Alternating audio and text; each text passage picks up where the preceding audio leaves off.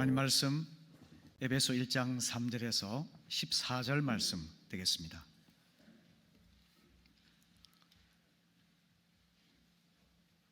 찬송하리로다. 하나님 곧 우리 주 예수 그리스도의 아버지께서 그리스도 안에서 하늘에 속한 모든 신령한 복을 우리에게 주시되 곧 창세전에 그리스도 안에서 우리를 택하사 우리로 사랑 안에서 그 앞에 거룩하고 흠이 없게 하시려고 그 기쁘신 뜻대로 우리를 예정하사 예수 그리스도로 말미암아 자기의 아들들이 되게 하셨으니 이는 그가 사랑하시는 자 안에서 우리에게 거저 주시는 바 그의 은혜의 영광을 찬송하게 하려는 것이라.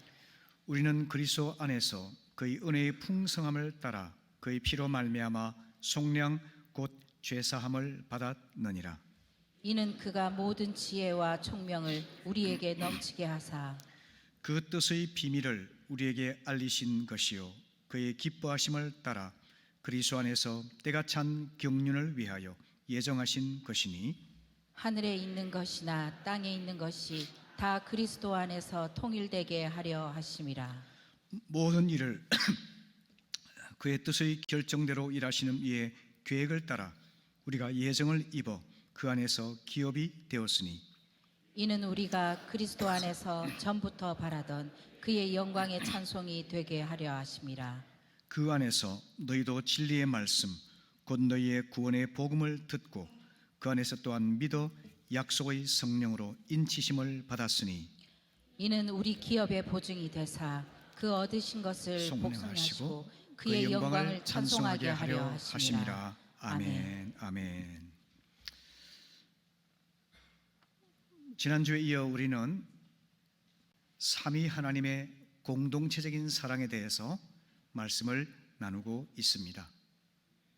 지난 말씀을 다시 한번 요약하자면 성부 하나님께서 창세전에 우리 각자를 선택해 주시고 하나님의 때에 이 땅에 보내주셔서 당신의 자녀로 삼기로 결정해 주셨습니다. 아버지의 뜻을 따라 성자 하나님께서는 자신의 거룩한 몸을 찢으시고 거룩한 피를 흘려 속량해 주심으로써 우리를 하나님 자녀로 삼아 주셨습니다. 우리를 자녀 삼으신 목적은 하나님의 거룩하신 성품을 담고 하나님의 영광을 드러내는 삶을 살게 하시기 위함입니다. 오늘 말씀은 성령 하나님의 사역에 대해서 살펴보겠는데요. 성령 하나님께서는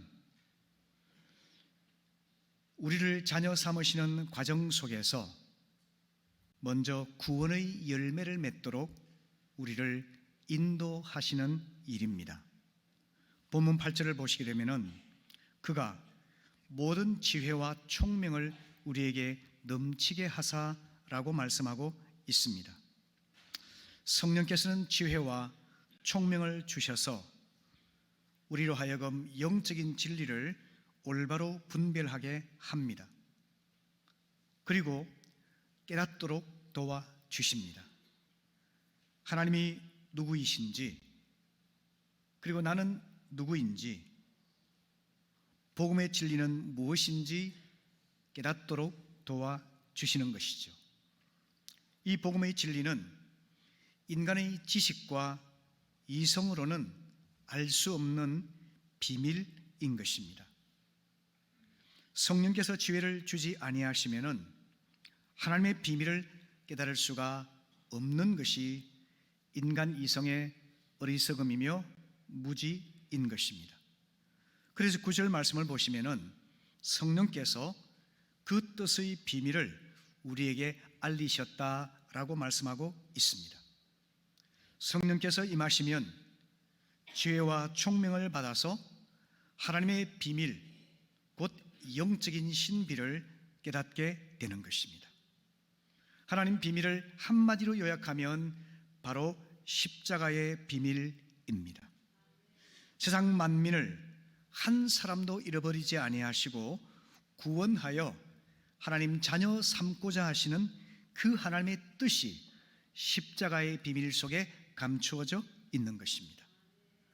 고전 1장 22절 이하의 말씀에서 유대인은 표적을 구하고 헬라인은 지혜를 찾으나 우리는 십자가에 못 박힌 그리스도를 전하니 유대인에게는 그리끼는 것이요 이방인에게는 미련한 것이로되 오직 부르심을 받은 자들에게는 유대인이나 헬라인이나 그리스도는 하나님의 능력이요 하나님의 지혜니라 말씀하고 있습니다. 이 십자가는 유대인들에게는 가장 저주받은 사람이 처형당하는 그런 도구였습니다. 그리고 이 십자가는 이방인들에게는 너무나 무력하기 짝이 없는 상징이었습니다. 그래서 그리끼는 것이었고 미련한 것이었죠. 하지만 주님께서는 세상적인 눈에서 볼 때는 그리끼는 것이고 미련한 것이었지만 바로 이것을 통해서 하나님의 놀라운 지혜와 능력을 드러내셔서 세상 만민들을 구원하시는 비밀을 드러내어 주신 것입니다. 요한복음 12장 32절에서 주님께서는 내가 땅에서 들리면 모든 사람을 내게로 이끌겠노라 말씀하셨습니다. 주님의 복음 사역 내내 당신이 십자가의 죽음을 통해서 세상 만민을 구원의 길로 인도하시겠다는 것을 암시하시거나 명시적으로 나타내셨던 것이죠. 그 주님의 십자가를 명확하게 요약한 것이 바로 베드로전서 2장 24절입니다. 친히 나무에 달려 그 몸으로 우리 죄를 담당하셨으니 이는 우리로 죄에 대하여서는 죽고 의에 대하여는 살게 하려 하심이라. 그가 채찍에 맞음으로 너희는 나음을 얻었나니 라고 말씀하고 있습니다. 인간의 가장 불행하고 비참하게 만드는 근본적인 질병, 죄의 문제를 해결하시고 죄를 용서하시고 죄를 씻어주시고 죄로부터 자유하게 해주시는 이 십자가의 진리를 말씀하시고 그리고 나를 위해 죽으신 십자가 예수 그리스도를 믿을 때 우리의 몸과 마음과 영혼의 전인적인 치유가 있을 것을 말씀하여 주시고 있는 것입니다.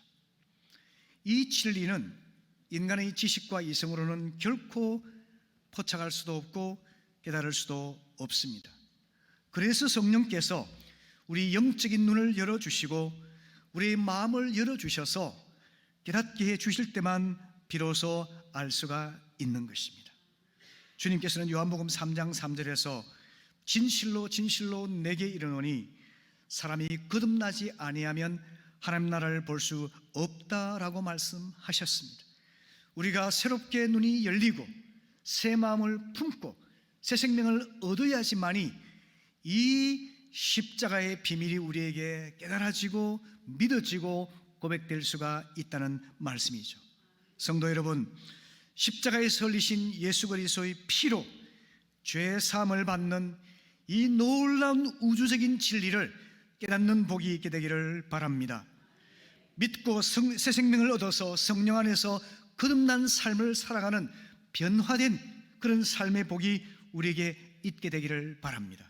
이것이 바로 성령님께서 하시는 주체적인 역사인 것입니다. 바로 이를 위해서 성령님께서는 우리를 은혜 가운데로 불러주십니다. 11절 말씀에서 모든 일을 그의 뜻의 결정대로 일하시는 계획을 따라 라고 말씀하고 있지 않습니까? 우리의 구원을 계획하신 성령께서는 하나님께서 택하신 자들을 다 부르셔서 한 사람도 잃어버리지 아니하고 구원의 열매를 맺도록 은혜로 불러주시는 것입니다. 이것을 학자들은 유효한 부르심이라 이렇게 표현하기도 하죠. 요한복음 6장 37절 이하의 말씀 같이 읽어보실까요? 시작. 아버지께서 내게 주시는 자는 다 내게로 올 것이요 내게 오는 자는 내가 결코 내쫓지 아니하리라. 나를 보내신 이의 뜻은 내게 주신 자 중에 내가 하나도 잃어버리지 아니하고 마지막 날에 다시 살리는 이것이니라. 내 아버지의 뜻은 아들을 보고 믿는 자마다 영생을 얻는 이것이니 마지막 날에 내가 이를 다시 살리리라 하시니라. 아멘. 아멘. 하나님 아버지의 뜻은 성자 예수님을 보고 믿는 자마다 한 사람도 잃어버리지 아니하고 영생을 얻는 것입니다.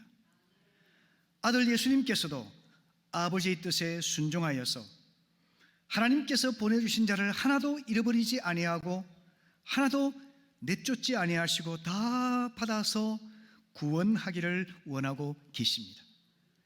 바로 성부 하나님과 성자 하나님의 뜻에 따라서 성령께서도 이 구원이 이루어질 수 있도록 최선을 다해서 일하고 계신다는 말씀입니다. 요한복음 14장 26절에서 보혜사 곧 아버지께서 내 이름으로 보내실 성령 그가 너희에게 모든 것을 가르치시고 내가 너희에게 말한 모든 것을 생각나게 하시리라 말씀하셨습니다. 성령께서 하나님 말씀을 듣는 자들 속에 하나님 말씀이 생각나게 하시고 깨달아지게 하시고 믿어지게 하시고 고백되게 하셔서 구원의 길로 인도한다는 것입니다. 좀 더 구체적으로 요한복음 16장 8절에서는 성령이 오셔서 죄에 대하여 의에 대하여 심판에 대해 세상을 책망하신다고 말씀하십니다. 오늘 이 아침 성령께서 우리 마음속에 임하셔서 우리 죄를 책망하시고 우리를 회개로 인도하시고 주님을 의지하는 믿음을 갖게 하시고 그로 인하여서 구원받는 인생 최고의 복이 이루어지기를 바랍니다. 성령 하나님은 예수님께서 우리를 위해 행하신 십자가의 그 복음 진리를 깨닫게 도와주십니다. 우리 눈을 열어주시고 우리 마음을 부드럽게 겸손하게 만드시고 믿음을 갖고 주님 앞에 고백할 수 있도록 도와주시는 것입니다. 이것이 바로 구원의 열매를 위해서 성령께서 행하시는 은혜의 부르심인 것입니다. 이 은혜의 부르심이 없이는 인간은 아무도 자기 스스로 하나님께 나아가서 죄로부터 구원받을 수 있는 길이 전혀 없습니다. 오직 성령께서 우리 마음을 인도하시고 나의 죄됨을 깨닫게 하시고 하나님의 구원을 갈망하게 하시고 마음을 열어서 믿음을 갖게 하실 때만 우리는 회개하여 믿고 구원받고 자녀가 될 수가 있는 것입니다. 오늘 이 아침 성령께서 이러한 은혜의 열매를 맺게 하여 주시기를 기도합니다. 아멘. 두 번째, 성령께서 하시는 일은 예수 그리스도를 증언하십니다. 12절 말씀 같이 읽어보실까요? 시작. 이는 우리가 그리스도 안에서 전부터 바라던 그의 영광의 찬송이 되게 하려 하심이라. 아멘. 아멘. 성령님은 우리 구원자가 되시고 우리 삶의 주인 되시는 예수 그리스도를 찬송하는 사람이 되도록 우리를 인도하십니다. 다시 말하면 성령님은 예수 그리스도를 증언하시고 높이시는 분이라는 것입니다. 요한복음 15장 26절에서 주님께서 말씀하셨죠. 내가 아버지께로부터 너에게 보낼 보혜사 곧 아버지께로부터 나오시는 진리의 성령이 오실 때에 그가 나를 증언하실 것이라 말씀하셨죠. 성령님은 예수의 영이십니다. 오직 예수 그리스도를 증언하시고 높이는 분이시죠. 요한복음 16장 13절 이하에서도 이렇게 말씀하십니다. 진리의 성령이 오시면 그가 너희를 모든 진리 가운데로 인도하시리니 그가 스스로 말하지 않고 오직 들은 것을 말하며 장래 일을 너희에게 알리시리라. 그가 내 영광을 나타내리니 내 것을 가지고 너희에게 알리시겠음이라 말씀하고 있지 않습니까? 성령님은 예수 그리스도를 증언하시고 예수 그리스도의 영광을 드러내시는 하나님의 영이십니다. 그래서 여러분 주의할 것이 있습니다.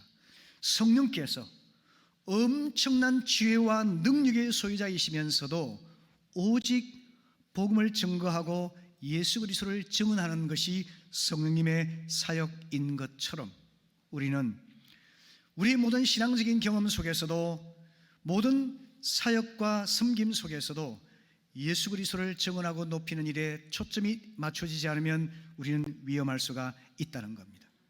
자, 신앙은 신비성이 있습니다. 그래서 믿음 생활을 하면서 신비한 경험을 갖기도 합니다. 초자연적인 현상을 경험하기도 합니다. 성령의 은사를 받아서 다양하게 하나님을 섬길 수도 있습니다. 하지만 꼭 기억하셔야만 하는 것이 있습니다. 나 자신의 주관적인 경험을 절대시하거나 영적인 체험을 과도하게 의미를 부여하는 신비주의를 경계해야만 한다는 것입니다. 오직 우리는 하나님이 신비적인 경험을 주실 때 아멘으로 받고, 그러나 예수 그리스도를 증언하고 복음의 진리를 선포하며 주님을 영화롭게 하는 여기에 초점이 맞추어져야지만이 우리는 악한 영의 미혹을 받지 않고 지킬 수가 있는 것입니다. 성령께서는 바로 그 일을 하고 계세요. 우리가 성령 안에 거하는 성령의 사람인가 아닌가를 분별할 수 있는 것은 예수 그리스도를 증언하고 복음의 진리를 선포하며 예수 그리스도를 높이는 그 일에 포커스를 맞추고 있는가 여부입니다. 성령은 예수의 영이시고 진리의 영이기 때문에 그런 것입니다. 세 번째로 중요한 것은 통일되게 하시는 일인데요, 10절 말씀 같이 읽어보실까요? 시작. 하늘에 있는 것이나 땅에 있는 것이 다 그리스도 안에서 통일되게 하려 하심이라. 아멘. 여러분, 하늘에 있는 것, 천사를 비롯해서 영적인 존재들이 되겠죠. 땅에 있는 것은 인간을 비롯해서 동물과 식물과 하나님 만드신 모든 자연 세계 피조물을 다 말하는 것이겠죠. 이것들이 그리스도 안에서 통일되게 하는 것이 성령님의 사역이라고 하는 것입니다. 이것은 뭘 의미할까요? 인간의 이 죄로 인해서 하나님으로부터 소외되고 단절되어서 하나님과 원수가 되었던 세상 만물들, 인간과 자연과 그리고 모든 영적 세계를 포함해서 모든 우주 만물이 하나님과 화목되게 하시는 것이 바로 성령님의 주된 사역이라는 것입니다. 골로새 1장 20절의 말씀, 십자가의 피로 화평을 이루사 만물 곧 땅에 있는 것들이나 하늘에 있는 것들을 자기와 화목해 되기를 기뻐하셨다라고 말씀하고 있지 않습니까? 세상 만물을 창조주 하나님과 화목시키는 일이 성령님의 행하시는 일이라고 하는 것입니다. 통일시키는 일, 바꿔 말하면 하나님과 화목시키는 일, 이것이 바로 성령님의 중요한 사역이신데, 이를 위해서 성령께서는 하나된 공동체를 이 땅에 세우기를 원하셨습니다. 그래서 교회는 통일의 선봉이요 화목의 모델이 되는 것입니다. 저는 교회를 화해된 그리스도의 몸이라고 정의를 했었죠. 십자가의 피로 하나님과 화해하여 성령으로 거듭난 사람들의 공동체가 바로 교회입니다. 교회는 건물이 아닙니다. 교회는 세속적인 제도가 아니에요. 교회는 성령으로 거듭난 사람들의 인격적인 공동체인 것입니다. 바로 이 교회를 통해서 하나님은 우주 만물을 통일하시고 화목하게 하시는 어마어마한 일을 계획하고 계신다는 겁니다. 여러분, 이것이 얼마나 깊고 엄청난 진리인지를 깨닫게 되는 복이 있기를 바랍니다. 에베소 2장 11절 이하의 말씀, 긴 본문이지만 여러분 뜻을 생각하시면서 천천히 한번 읽어보시겠습니다. 시작.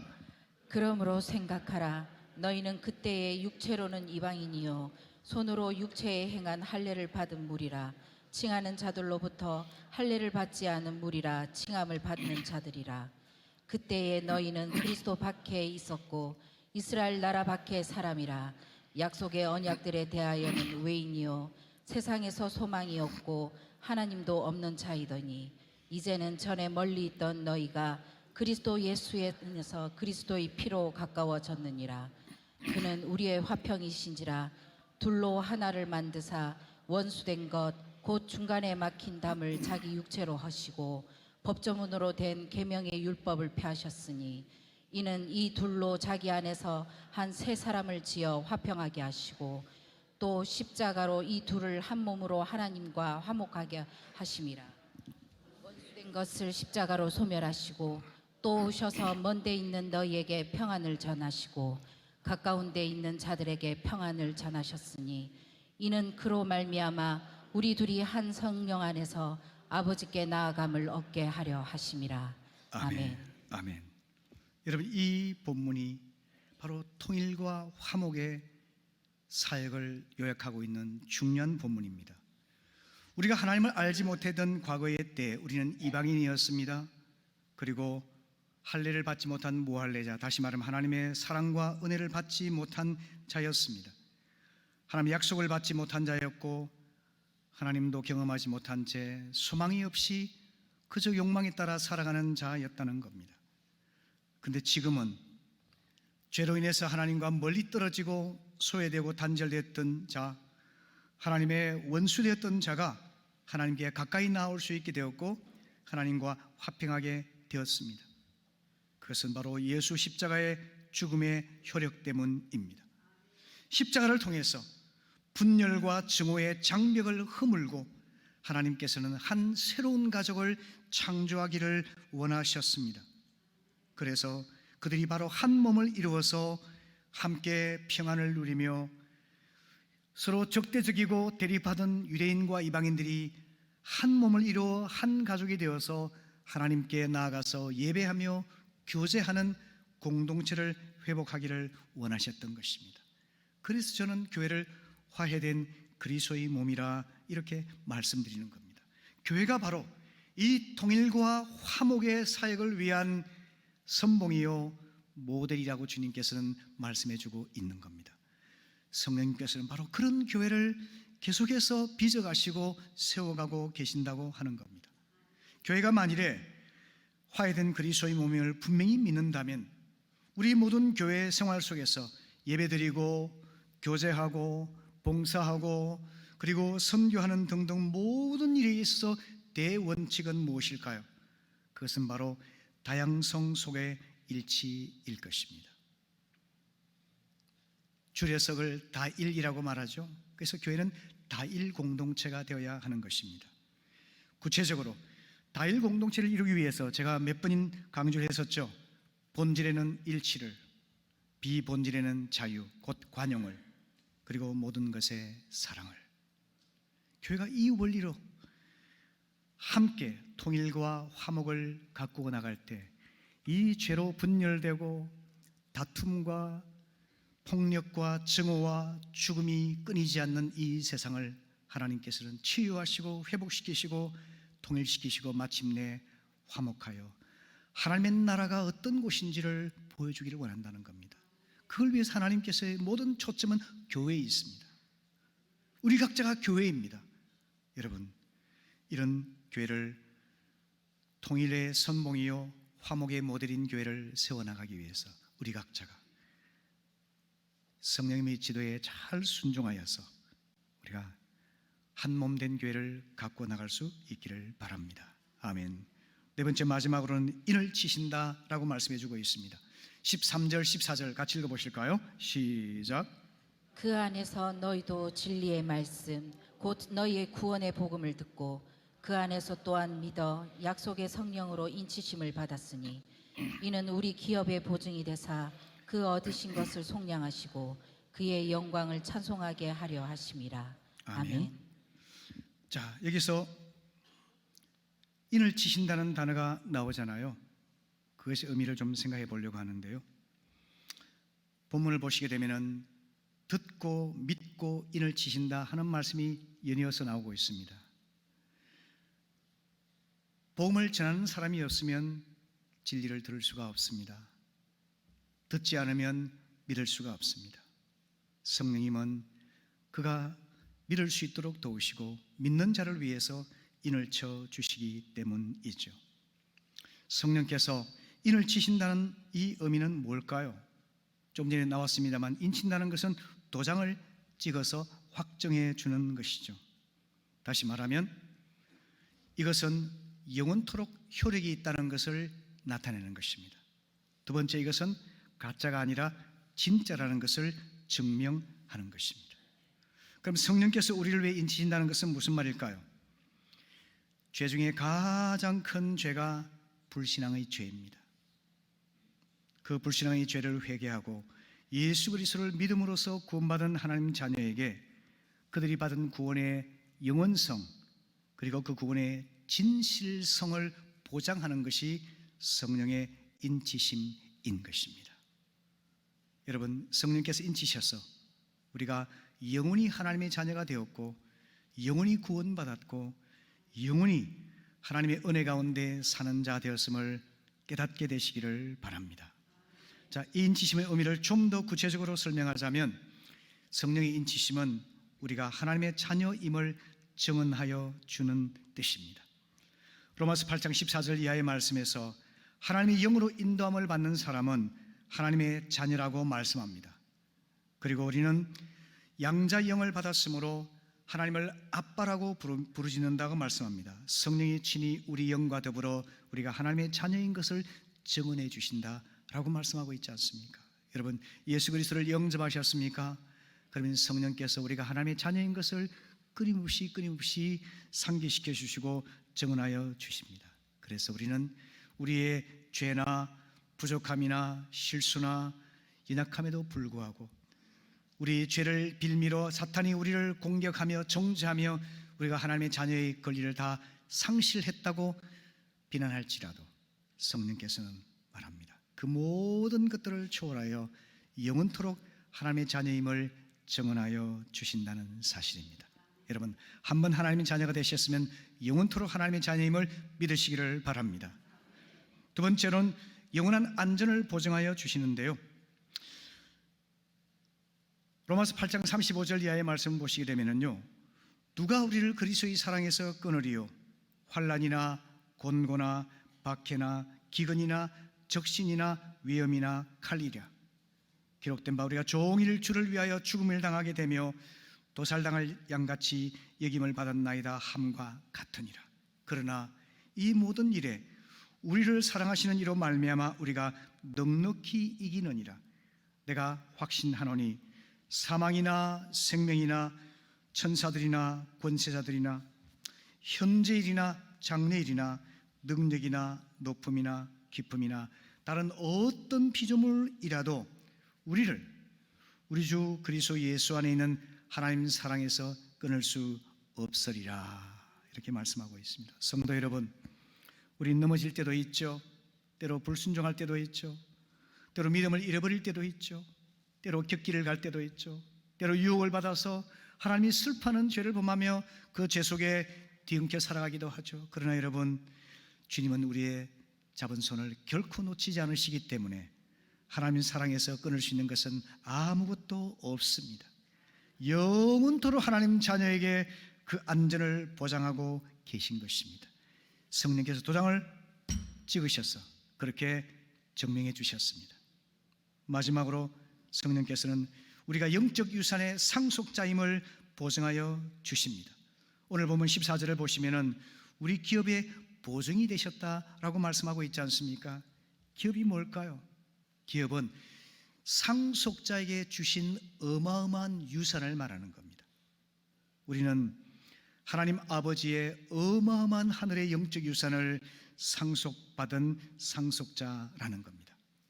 로마서 8장 17절의 말씀, 자녀이면 또한 상속자 곧 하나님의 상속자요 그리스도와 함께한 상속자라고 말씀하고 있지 않습니까? 또 갈라디아 4장 6절 이하의 말씀에서도 너희가 아들이므로 하나님이 그 아들의 영을 우리 마음 가운데 보내사 아빠 아버지라 부르게 하셨느니라. 그러므로 내가 이후로는 종이 아니요 아들이니 아들이면 하나님으로 말미암아 유업을 받을 자니라.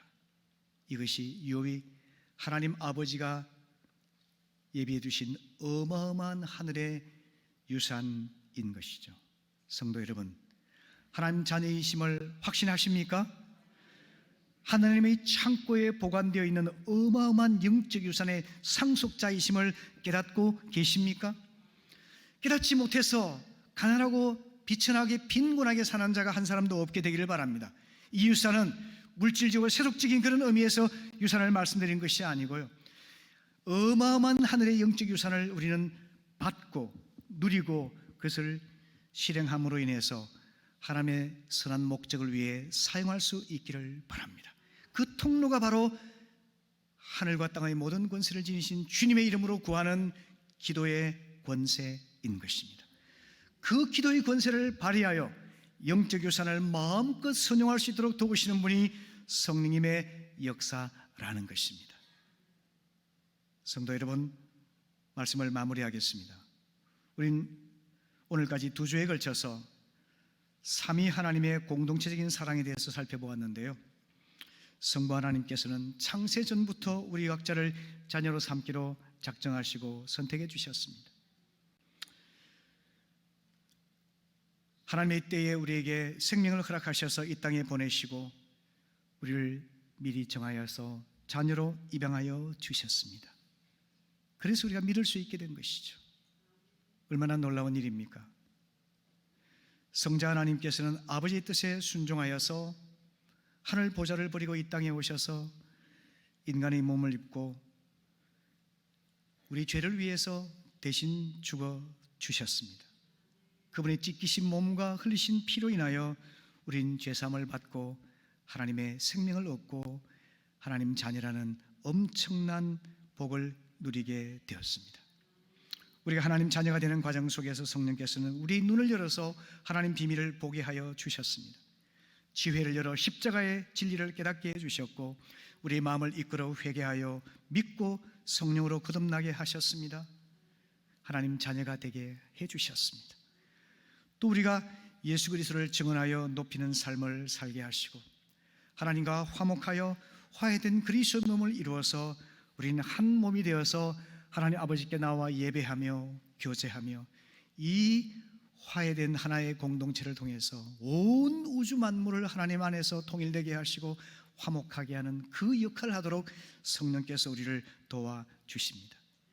이를 위해 필요한 것이 바로 영적인 유산을 선용하는 것이죠. 그래서 성령께서는 우리에게 있는 어마어마한 영적 유산이 있음을 깨닫게 하시고 그 영적 유산을 내 것으로 누리게 하시고 이기심과 욕심을 위해 사용하지 아니하고 하나님 나라를 위해 선용하게 하셔서 온 세상 만물이 주 안에서 통일되며 하나님과 화목되게 하는 그 위대한 일들을 성도들과 교회가 감당하기를 기대하고 계신 것입니다. 이것이 바로 성부 하나님, 성자 하나님, 성령 하나님께서 협력하여 우리를 향하신 공동체적인 사랑입니다. 바꿔 말한다면 성부, 성자, 성령 하나님께서 협력하여 연주하시는 하늘의 장엄한 오케스트라와 같다고 생각할 수 있을 것입니다. 여러분, 하나님의 자녀가 되셨습니까? 얼마나 큰 사랑을 받았는지를 깨닫고 감사하며 겸손한 마음을 갖게 되기를 바랍니다. 그 하나님의 크신 사랑을 전함으로써 또 더 많은 분들이 하나님께 돌아와서 한 몸을 이루어서 온 세상을 통일되게 하시고 세상을 화목케 하시는 하나님의 거룩한 일에 함께 동참하고 협력할 수 있기를 바랍니다. 바로 그것이 하나님이 교회를 세우신 근본적인 목적입니다. 우리가 하나님의 자녀가 되고 교회의 지체가 된 목적도 바로 그러하며 우리 사명도 그러한 것이죠. 오늘 이것을 꼭 마음에 새기시고 성부, 성자, 성령 공동체적인 사랑을 받은 우리가 하나님의 그 통일하게 하시고 화목하게 하시는 그 사명을 위해서 우리를 교회로 불러주시고 우리를 지체로 삼으셨습니다. 그 사명을 붙들고 한 주간 또 우리 앞으로의 삶도 전진할 수 있기를 바랍니다.